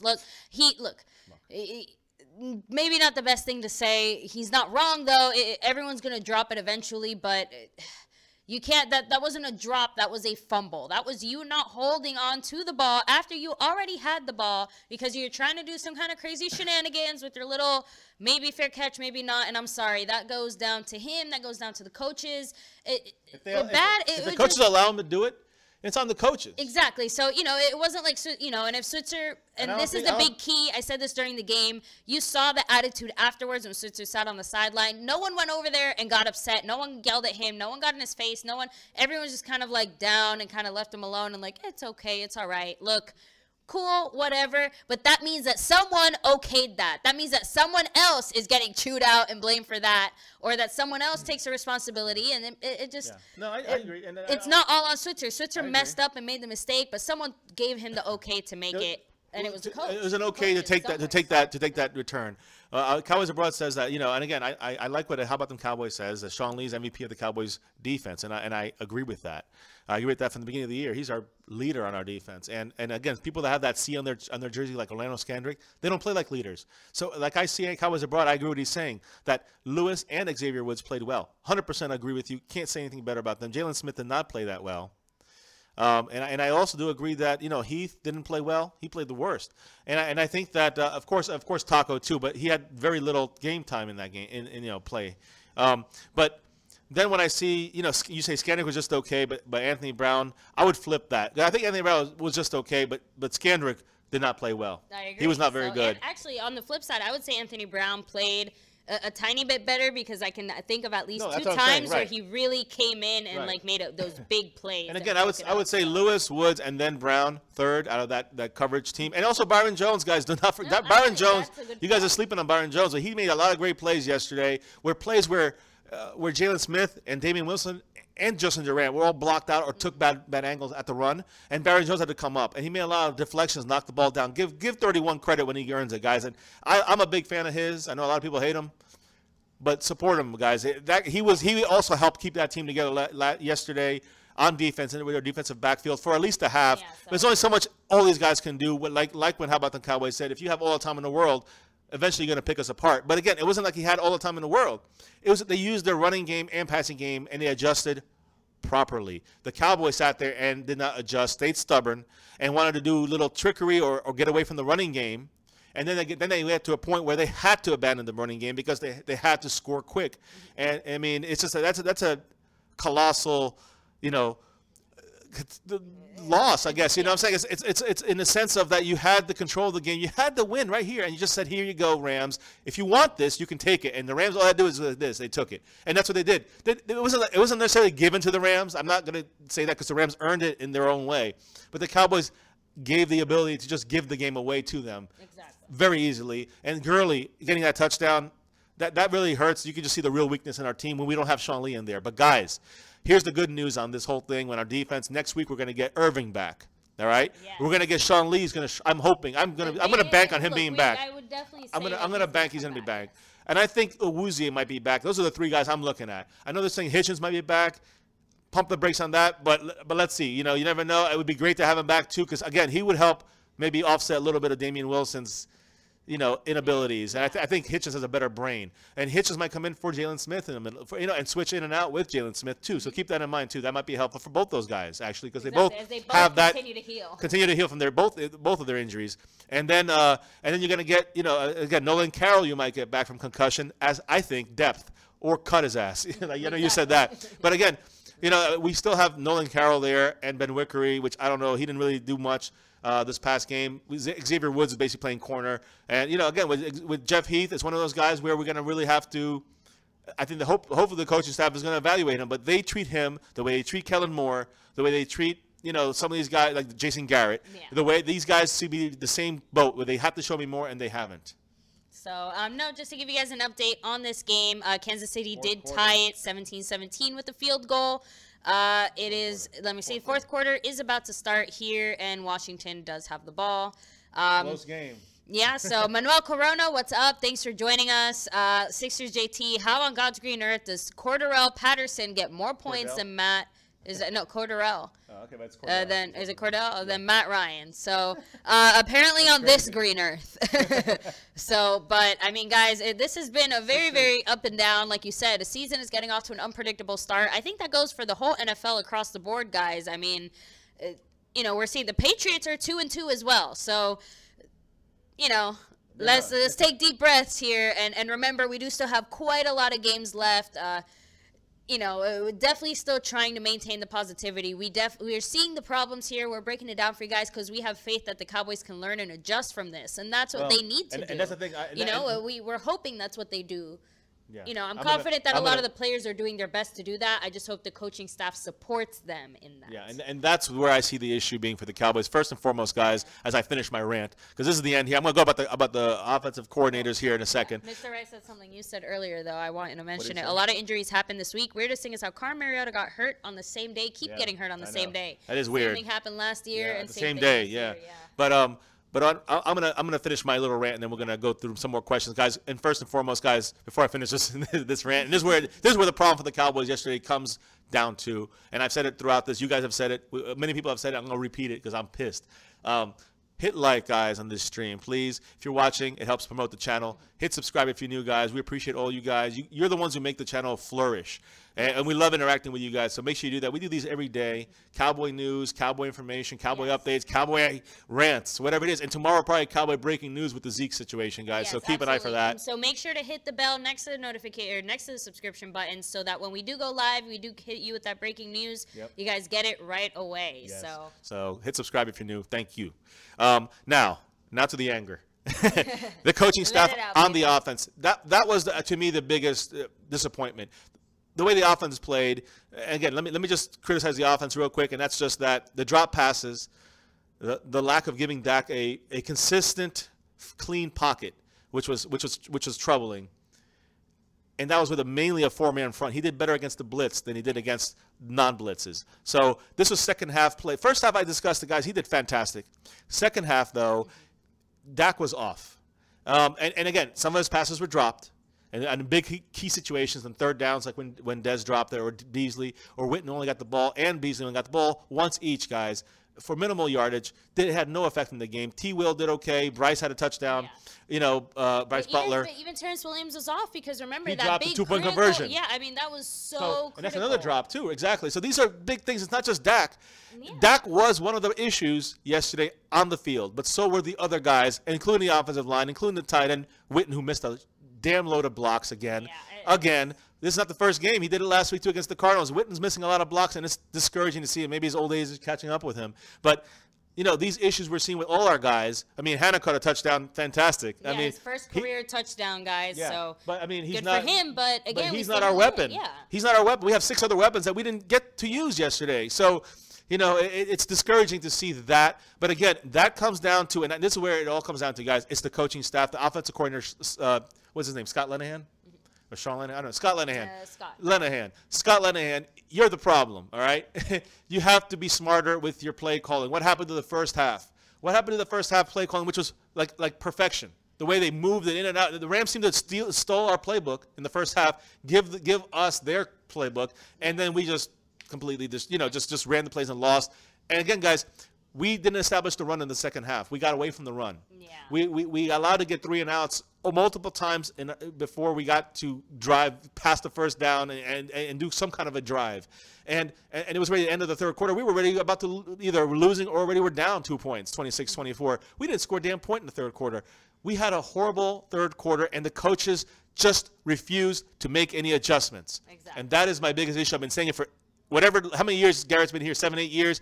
I've been saying it since the middle of that first year. And I hate the fact that I still see it. He got himself an extension because basically, coaching-wise, because of 3 years ago with the Romo year, we had a great year. We lost against the Packers in the playoffs. He got lucky, basically, that the Cowboys happened to have such a good year with Dak, when his contract was going to be extended. Basically. Right, and again with Dak and the whole thing last year, with 2015, with 2014, we had a great year with DeMarco Murray, and he got to stay on board because look what he's doing. Oh wow. Oh, and they keep it. Real quick, hi, Loris Keyston. How are you doing today? And let me see. Dak was inaccurate, DJ Grundy. Yeah, so he was inaccurate. Who played better, Jeff or Dak? I think Jeff did, but again, because he was more composed, but I also think that, again, his coaching staff and his players, made it a little easier on him for the most part. They made better decisions overall to put him in a better place. Dak threw 55. He had 55% completion. Yeah. And he threw for 252 yards, I think, and he had 3 touchdowns. That's great. When did he throw his touchdowns, guys? First half, most of the yardage he got was in the first half, and he had on one drive. He had a good drive. And then, again, I'm not blaming Dak, guys. I want everybody to understand this. I am blaming the but it's not a team thing either. It's a team thing, but it's a coaching thing. It starts with the coaching thing, and here's why. Why put Dak in situations where you got to do 3rd and 7, 3rd and 8? Exactly. He can do that, but why put him in that situation? Why make the defense know that he's going to be doing the same 4 freaking routes with his receivers? It's not his fault. It's the coaching.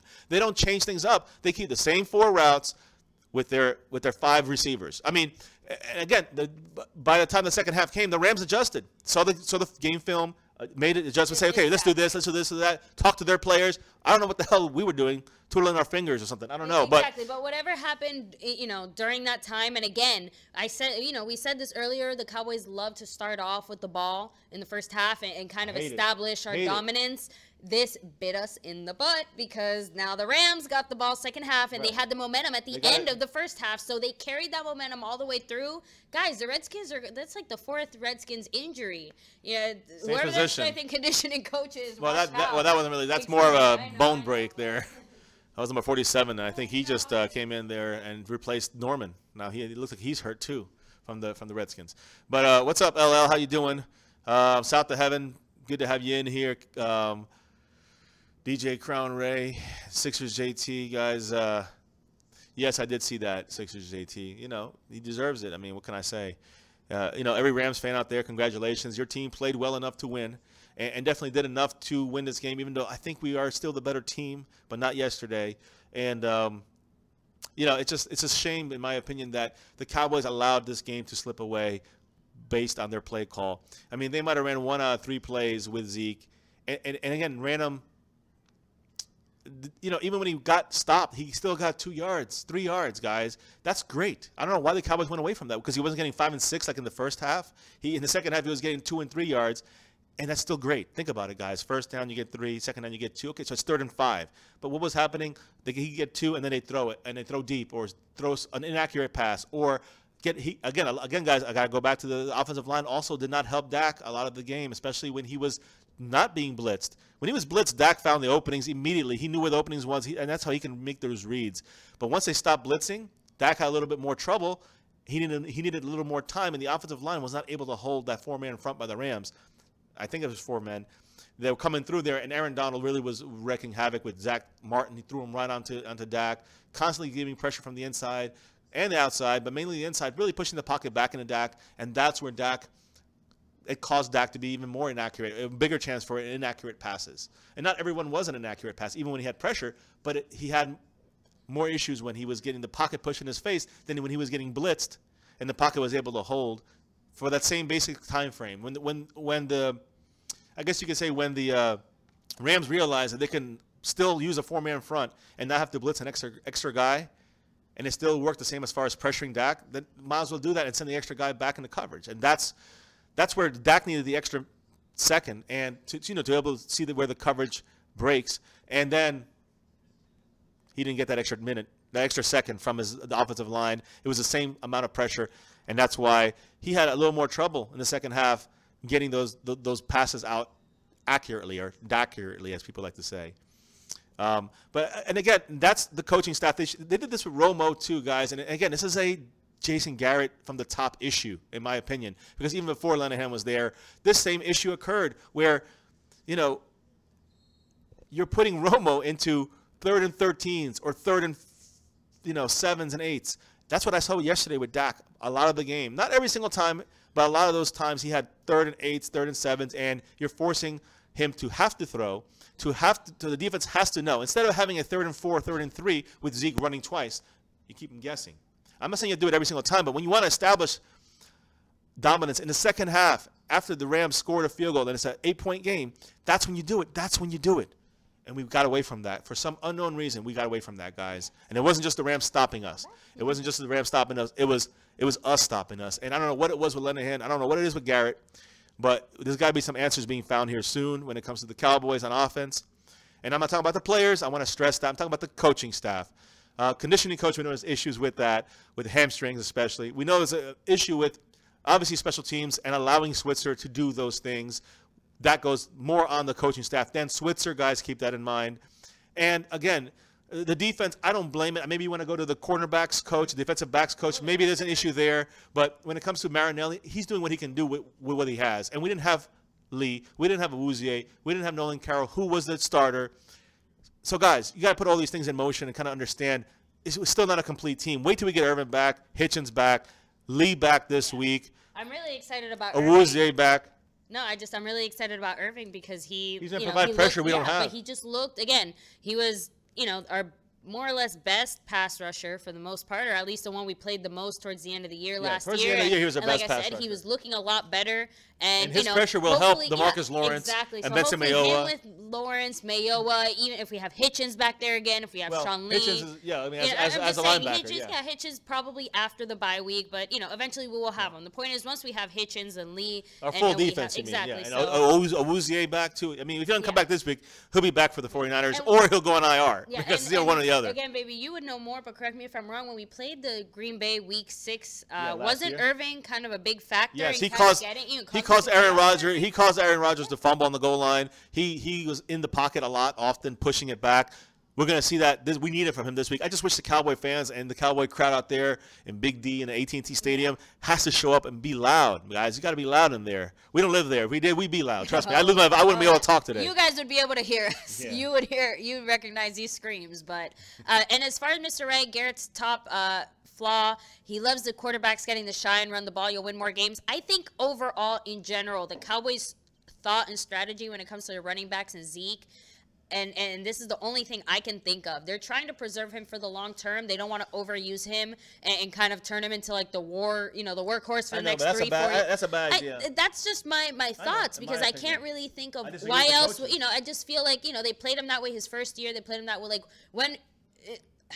let's rewind a little bit back when we had Emmitt Smith. Emmitt Smith was getting how many carries a game? Like 20 carries a game or something? He's one of the few that can survive, though. He's one of the few lucky ones to survive the injury-free, pretty much career for the most part, and be able to get those yards and be consistent that long. But most running backs don't get, even if they're great like that, even if they run them all the time, you will run them to the ground. And we saw that with Marion the Barbarian. Marion Barber, we ran him into the ground. But the thing is that I agree with that. At the same time, I do think that we have him right now. We shouldn't even have him in some circles. We shouldn't even have him playing this season, and we have him. So freaking play him. Exactly. Right. So it just seems useless. And South of Heaven, we do have a delay since it is a Monday Night Football game. We do have to stream it online through ESPN with our internet. Like your chat is delayed from our voice, like what we're saying is delayed from how the chat comes up. So yeah, guys, when we do stream the games like this, there's a little bit more of a delay, but thanks for joining with us and bearing with us.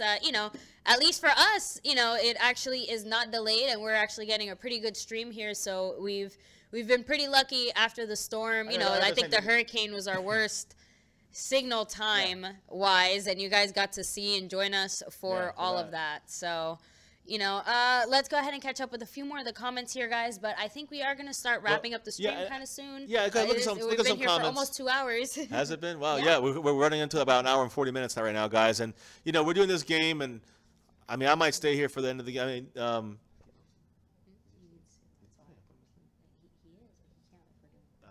Okay, I got it. Yeah, we're going to wrap it up, guys. We just got to kind of be low. But there is 9 minutes left in this game.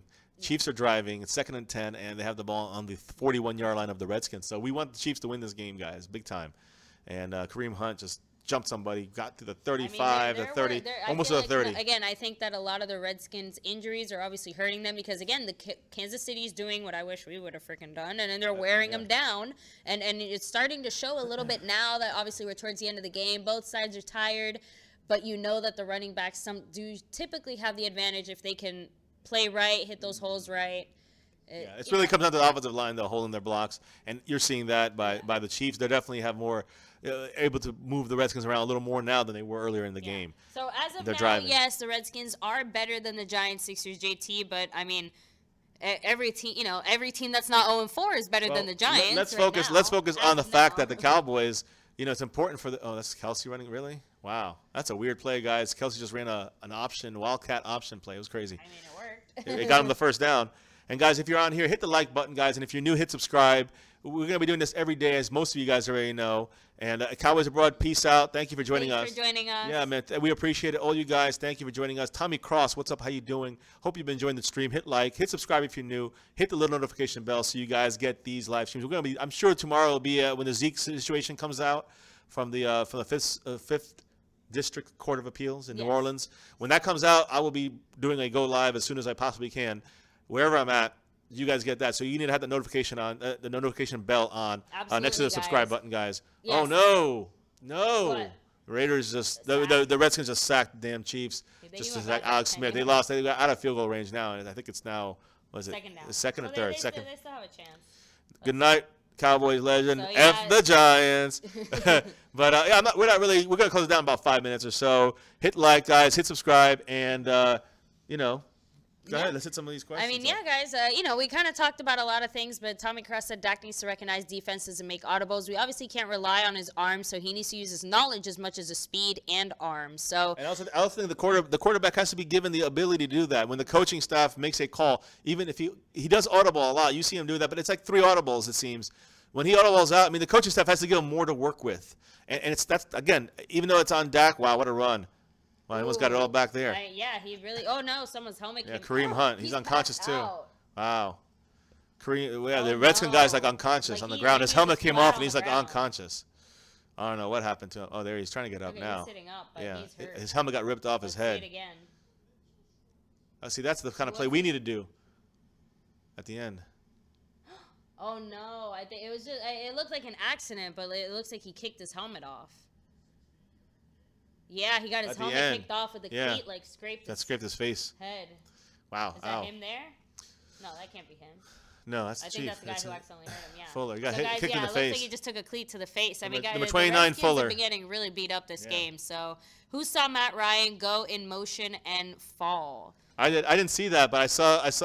I gotta watch that. Yeah, I did Matt see. Ryan had obviously a horrific game. I mean. And Julio Jones was out of that too. It's been, like I said, but it's an upside down. It's an upside down season right now. And again, that's what I'm saying is that right now everybody's still in play. And the fact that there's the best team in the NFL, I'm trying to look at this in a positive way, guys, as Cowboy fans. If we are 2-2, okay. And yes, the Eagles are 3-1. And if you look at the other teams in the conference, they're all the best team is 3-1. So we're technically one game out of first place in the NFC, not the NFC East, but the NFC. Exactly. But what I'm trying to say here is again, our schedule is what's like the depressing part of things. It's very tough.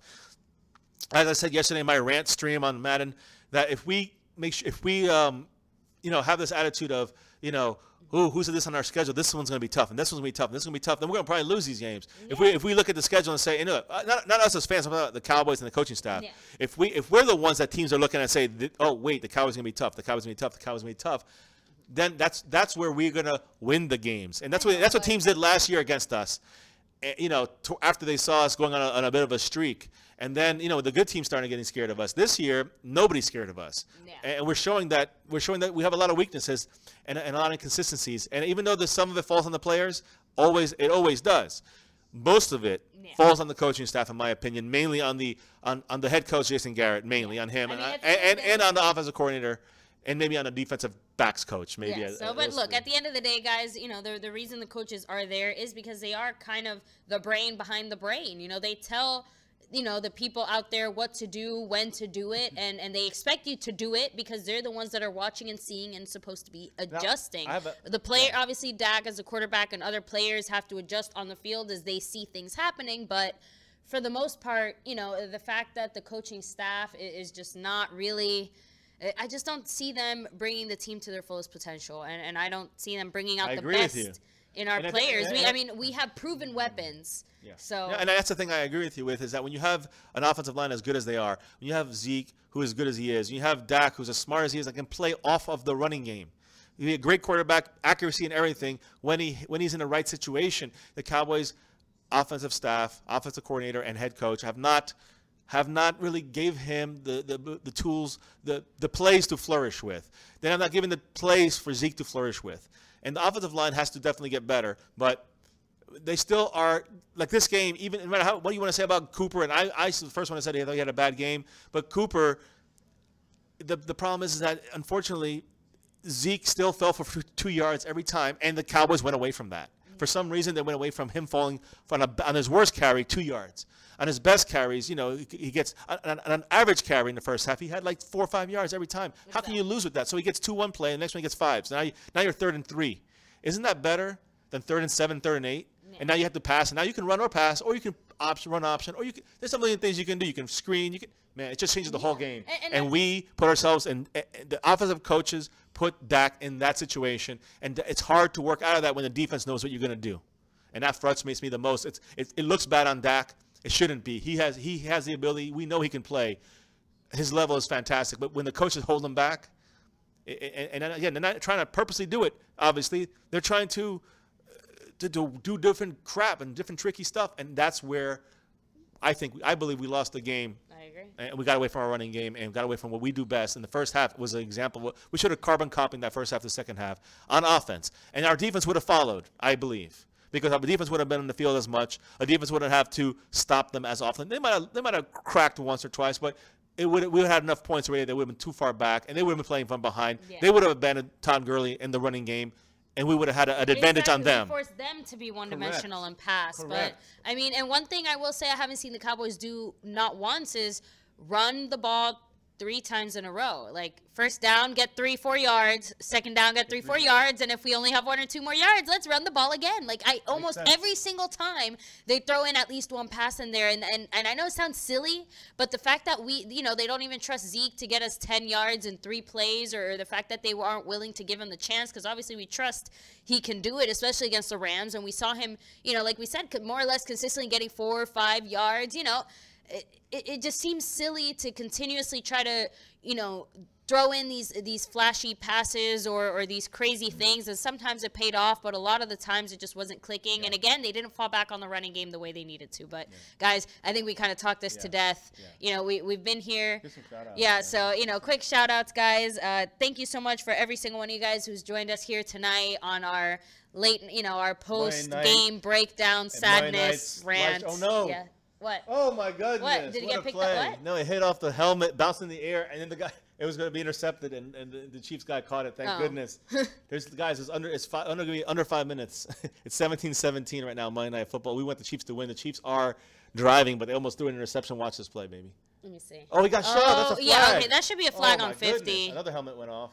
Man, what's with these helmets? He caught it. 12. Wow, guys. So, and guys, and just as a quick side note, so it is 4th and 5, about 5 minutes left here in the fourth quarter. Kansas City and Washington are tied 17-17. Kansas City has 2 timeouts. Washington has all 3 timeouts, guys. He missed the field goal earlier, so here we go. Let's see if Harrison Butker. Well, it's a 32-yard attempt now. Last time it was 46, so it looks good. All right, guys. So Kansas City. Almost like a Cowboys field goal there. Yeah, so there you go, guys. Other than that, guys, we're going to go ahead and give a quick last shout-out here. So AF, thanks for watching. Spoonie Dog, Desmond Morris, Cowboys Abroad, DJ, Crown J, South of Heaven, Chase Benavidez, Mr. Wright, Jonathan German, Cowboys 42, Sixers JT.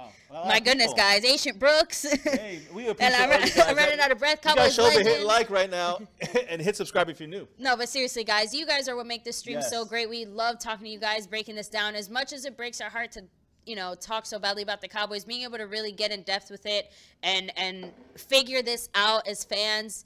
You know, hopefully someone on the Cowboys staff is watching this. I don't know, guys. Share this stream so they hear us. But seriously, guys, let's hope that the Cowboys make the proper adjustments. We'll bring you guys a breaking. And that's the thing that kills me. That's the problem with the Cowboys. After everything I said, the coaching and all that, it's the coaching adjustments. That's the problem. They don't make adjustments. All of that's out of our hands, guys. As fans, all we can do is analyze, break it down, and just show you guys and explain what we see. And scream our passion through our pores. Lots of screaming, guys. So make sure to hit that notification bell, like and subscribe if you haven't, because we will be bringing you guys the breaking news on Zeke tomorrow. We'll definitely keep your eyes and ears open for that, guys, because we're going to be right on it. We're all pretty much anxious to see how this court rules because it affects this whole season. Other than that, guys, thanks for joining us here tonight. Definitely keep your eyes open on that Redskins game because it's going to be a close one so far. Kansas City, fingers crossed. I kind of want to see what happens at the end here, but Kansas City's up. They're up 20-17. We'll be watching the end of this game. It's, you know, go Chiefs for this game, I guess. And again, Kid OSU and Cowboys 42. If we didn't name you guys already, Space Cowboy, what's up? How you doing? Thanks for joining us here tonight, guys. Yeah, Space Cowboy, everybody. And again, I've been on other streams talking to other guys. Dallas Cowboys football news. Thank you. He definitely talked about the Cowboys. Check out his site. He has a lot of videos and a lot of subscribers, and he knows his stuff too. Of course, the usual suspects, guys, Shango and Mark Holmes and Foots the King, and who else is out there? Law Nation, Space Cowboy 17. How about them Cowboys? All you guys, keep up your sites. This is Cowboy Nation, and so we love everybody Cowboys, man, and we'll take everybody from any team. This is an NFL site as well, so we take all fans from all teams, and we like to discuss everything. Like this week, we're focusing on the Packers now. And if any Packer fans are out there, you see this stream, just leave a comment or message us. Let us know because we would like to have a conversation on Friday evening discussion with you guys about the upcoming, looming, big Green Bay Packers Dallas Cowboy matchup in Big D. Absolutely, guys. So again, thank you so much for watching here tonight. And as always, never forget, guys, go Cowboys! We'll catch you tomorrow, guys. See you then. Thank you. Go Cowboys. Go Cowboys.